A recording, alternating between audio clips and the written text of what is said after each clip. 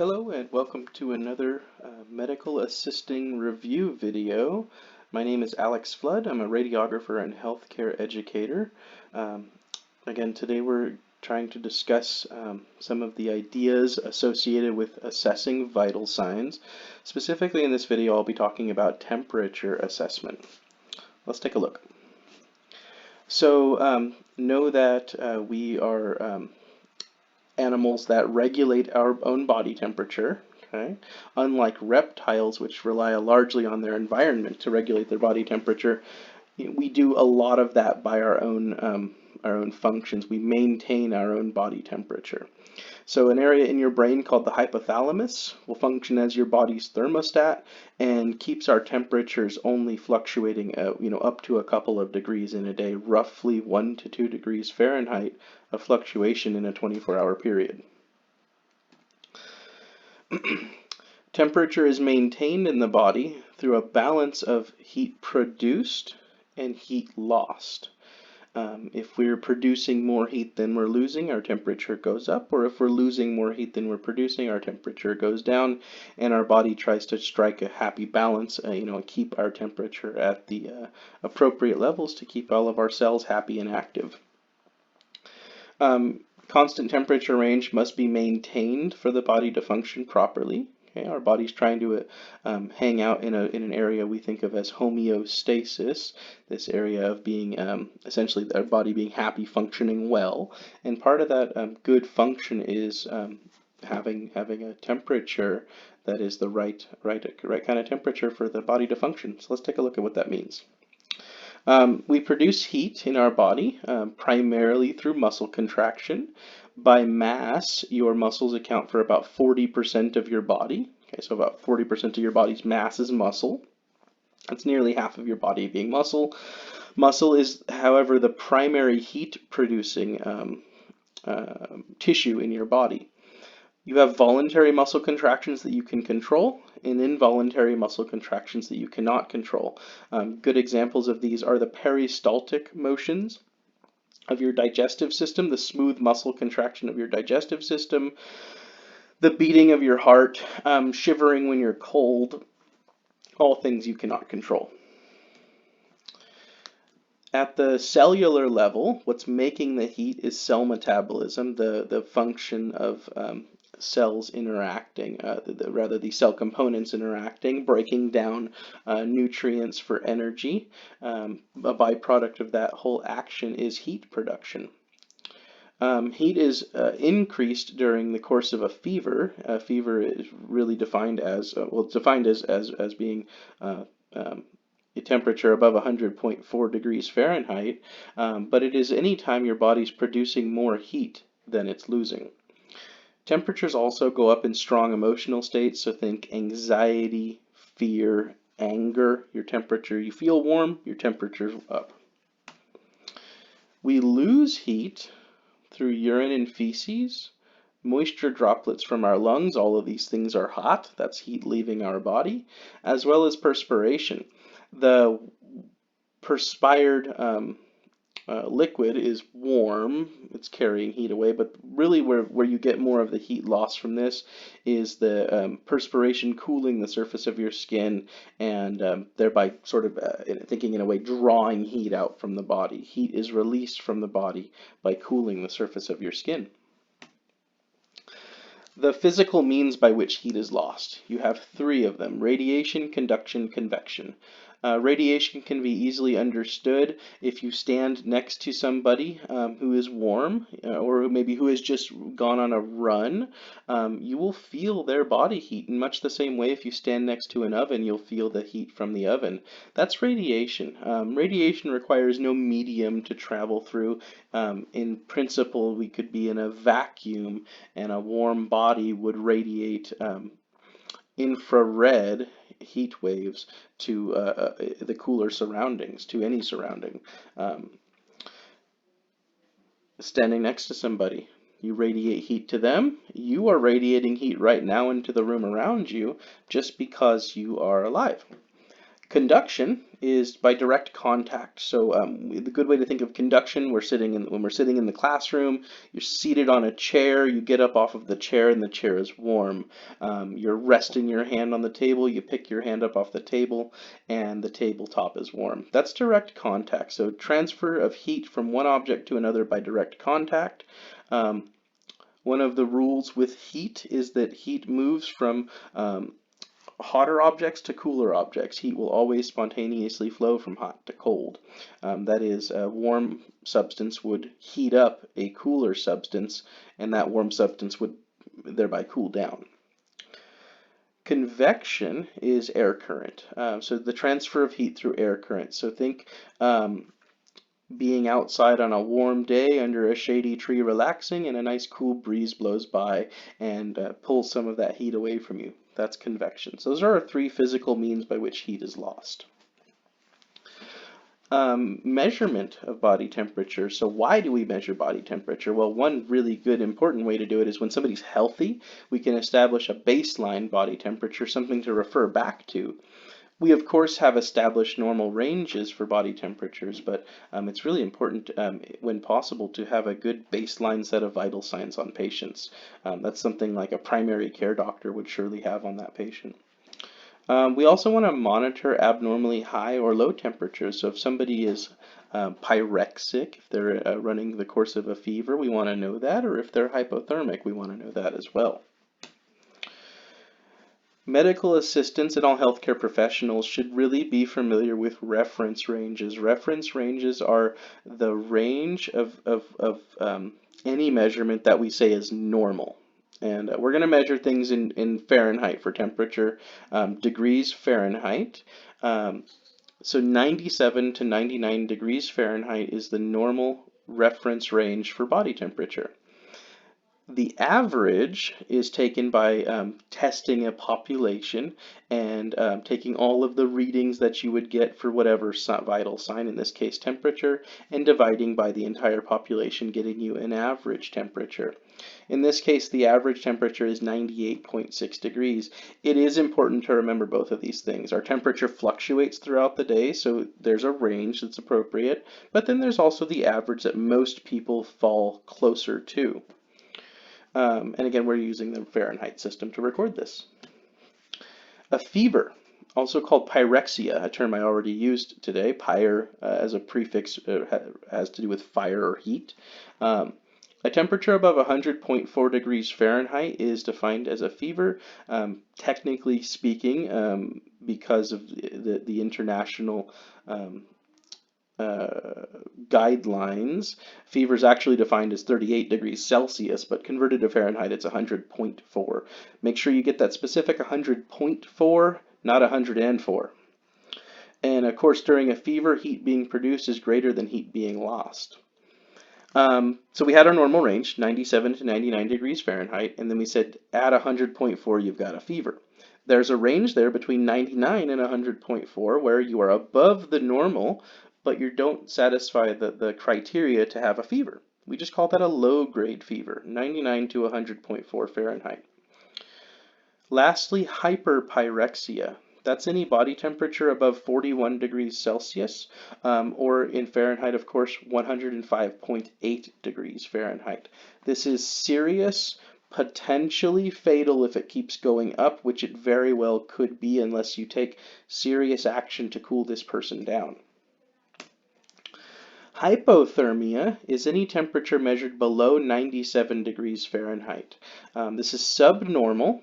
The heat being lost is greater than the heat being produced, and this can cause sort of a runaway effect. Heat being lost is greater than the heat being produced, so the body is less able to metabolize, and it makes less heat. The body gets cooler, making it less able to metabolize and producing less heat. Unless you take serious steps to warm this person up, they will have a hard time surviving if their body temperature gets below 93.2, or of course in Celsius, that's 34 degrees. As I said earlier, it is normal for temperatures to fluctuate around 1 to 2 degrees in the in a day. So some things that will affect body temperature. Age is a big factor. Infants and young children tend to run higher temperatures than adults. Their thermoregulatory system is not at its peak performance yet. Elderly patients tend to run lower temperatures, less subcutaneous fat to hold heat in, insulation, lack of exercise, and then at the other end of the spectrum, a loss of thermoregulatory control. Other factors that may affect temperature variation, simply your circadian rhythm, the diurnal variation, the fact that you go to sleep and you don't do so much metabolizing and moving, and then you wake up and you do a lot of metabolizing and moving. These diurnal variations, during sleep, your body metabolism and muscle contractions slow down, and you'll be at your coolest in the morning.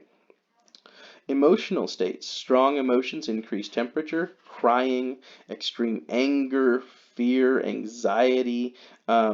Infants and children are a good example of this. People who you would be able to measure this when they're in a high emotional state. You may see their temperature rise, and it's important to try to get accurate readings. And part of the way you do that is by limiting these factors that would affect body temperature, such as emotional states. So, trying to get measurements when they're not screaming and crying would be a good thing to think about. Your environment changes your temperature, right? Cold weather is going to decrease your body temperature, and hot weather is going to increase it. Most of our buildings, I would say, we have climate control inside of our buildings. So you want to wait, 15 minutes or more if you can before you check somebody's temperature on an exceptionally hot or cold day. Let their body kind of acclimate to the temperature inside of your building, and that'll help eliminate the environmental factor. Exercise causes an increase in muscle contraction, so that's going to make body temperature go up. So somebody just ran to your office or rode their bike to your office, which is more common. Let them relax. Let them rest for a while before you check their temperature. Let their core temp come back down. Patients' normal body temperature, they may just normally run low or high, and that might be important information for the physician. So it's either way, we just document these things. Pregnancy is going to elevate body temperature. It's not uncommon for pregnant females to show low-grade fever ranges when you check their temperatures. I mean, it may just be the case that they have an increased metabolism because they're building a baby. Back to talking about some fever stuff. So fever is a super common symptom of illnesses, particularly during inflammation or infection. Definitions to be familiar with here. Fever is any temperature above 100.4. Somebody who is febrile is a person who has that temperature above that range. Afebrile means a person that does not have a fever. A, of course, as a prefix means without, so without being febrile, without a fever. How can we assess temperatures? There's several different sites on the body: the mouth, the axilla, the rectum, the ear, and the forehead. Let's discuss these. What makes a good assessment site? Why those sites? Sites should have good blood supply so that the temperature of the entire body is obtained. So we want something that has good blood flow. We would also like the site to be able to close. We'd like to be able to put a probe into the body site and have that body site close. A great example is the mouth, the axilla, the rectum, potentially the ear with those aural thermometers that sort of close off the ear, the external auditory meatus, the ear hole. Either way, you want to prevent air from interfering with the reading. So ideally you have both of these things in less than ideal situations, like temporal scans. You try to limit other factors. Aural temperatures are convenient and one of the most common routes. It's just easy to get an aural temperature, plus it satisfies both of the requirements: good blood flow and the ability to close. When the medical assistant records temperature, we're going to assume it's taken orally unless otherwise noted. That is, of course, unless you don't have an aural thermometer in your office. So, of course, follow what your office protocol is. Site placement for the probe is under the tongue to either side of the frenulum linguae. That frenulum is a piece of connective tissue. The frenulum linguae is the connective tissue under your tongue. Look in the mirror, lift your tongue, see that strip of tissue that holds the tongue to the bottom of your mouth. During oral temps, patients got to keep their mouth closed. That provides a closed space, not a lot of air interference, and more accurate reading. Axillary temperatures are another common way to take temperatures, especially on younger children, as well as mouth breathing patients or patients who have severe oral pain. Expect that one to read about a degree low. If you don't already know what the axilla is, it's your armpit. So expect the temperature to read about a degree low in the armpit, degree lower than the oral temperature. Rectal temperatures are the most accurate. Not a lot's going to alter the reading. The rectum is highly vascular, it's a closable cavity, and expect that temperature to be about a degree higher than an oral temperature. This is, of course, the most accurate reading. You should make a notation in any way you check the temperature. If it's not the standard for your office, you should make a notation, whatever the accepted notation is. In my case, I use a capital R with a circle around it right next to the temperature reading, and everyone knows what that means. But you're going to want to use the correct and appropriate abbreviation for your facility. Aural temperature, spelled A-U-R-A-L, it's for your ear. These are temperatures taken using a tympanic membrane thermometer, an eardrum thermometer. The ear's a closed cavity, and this is an easy one to get. The exception would be if somebody's having ear pain. Try to avoid ear pain. Try to avoid measuring this temperature site when patients have ear pain. Forehead scans, temporal scans as we usually call them, use infrared light to read the heat coming from the temporal artery right across the forehead. It's just a couple millimeters under the skin. A big problem with this one is, for example, if the patient's sweaty or if they're in a room where the temperature's low, the surface of their skin can cool down and send, give an inaccurate reading. So, often we expect temporal scans to be less accurate than the others, but extremely easy to perform. Expected, if it is reading accurately, to read about a degree higher than oral, 2 degrees higher than axillary, and reading about the same as a rectal temp.